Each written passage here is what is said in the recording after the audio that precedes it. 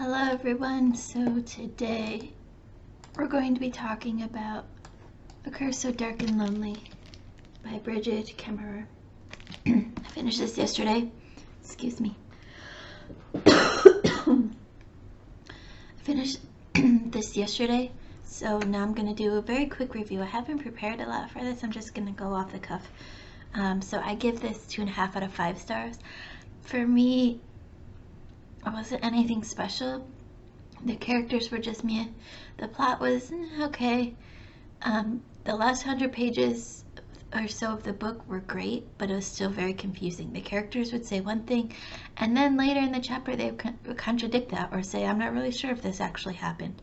So it was really confusing. And I never felt like I could really connect to the characters.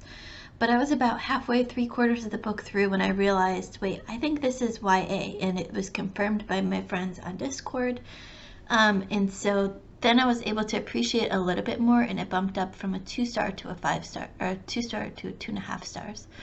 And I think I might go back to it maybe sometime later next year when I have some openings in my reading schedule to really see if I can appreciate it more from the start, knowing it's YA, instead of halfway through and trying to adjust myself halfway through. Also, after I've read a little bit more YA, I think I'll be able to appreciate it more, because I love the Beauty and the Beast. This is it. So A Curse So Dark and Lonely is a Beauty and the Beast retelling, and Beauty and the Beast was and still is my favorite Disney movie. I grew up wanting to be Belle. I grew up wanting to have that library, and she was my absolute favorite. I loved her so much. And so once I heard this was a Beauty and the Beast retelling, I was like, yes, I'm there. I love it. But as I was reading it, I'm like, this is so, I just don't have a lot of words for it. So this is going to be mostly spoiler free, but a little bit spoilers here and there. So if you don't want to know anything about this book, then I would not be offended if you stopped watching now. But so one of the things that was different that I wasn't expecting is that we see essentially the Beast character from mostly the human aspect, and he isn't always the Beast. He only turns into the Beast like once a year, essentially once a season, and the Beast changes every year, which was different than what I'm used to in Beauty and the Beast. We see it mostly in the Beast format, and then when the curse is broken, he turns human. So that was different. And like, I liked the story, but it wasn't anything special to me. I felt like it could have been done a lot better. I don't know, it just fell flat for me. But there was several quotes that I was able to pull out that really hit home to me. So let's just jump to the quotes, because I don't have a lot more to say about this book. So some of the quotes that I pulled out. He has this uncanny ability to make his words a veiled threat and a whispered promise at the same time. It is not in the moment of passing that is most important. It is all the moments that came before. You are merciful and kind, but kindness and mercy always find their limit, beyond which they turn to weakness and fear. You are far more than just Harper, regardless of location.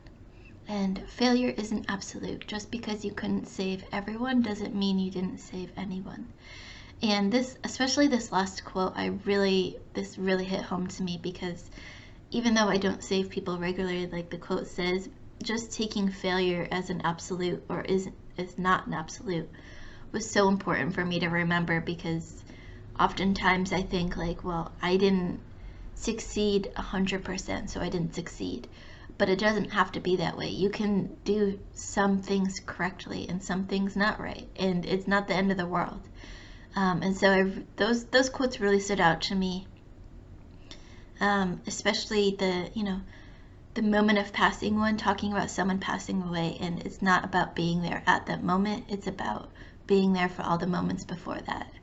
That one really hit home to me too, because I've lost so many people in my life, and like especially my grandparents. I wasn't able to be there to say goodbye one last time to any of my grandparents before they died, and that really hit home to me because I was there for so many moments before that, but just not that moment, and that has burdened on me a lot.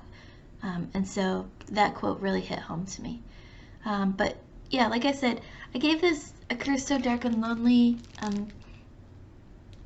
2.5 out of 5 stars. I might give this yet another chance. This was my DNF book for the Reindeer Games readathon with Shelf Space.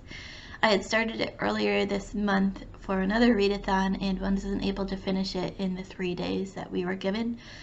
So I DNF'd it, and then I decided to make this my comeback DNF book. And I might try it a third time again, like I said, maybe later next year or the year after that, after I've gotten more YA under my belt and I'm able to come back to it with fresh eyes. So it's 2.5 out of 5 stars. It wasn't completely terrible, but it wasn't great at all to me. And yeah, I might come back to it again to see if I have more appreciation for it later. But that's it for now. Don't forget to like, comment, subscribe, tell all your friends, and Happy New Year, and keep reading. We'll see y'all soon. Bye.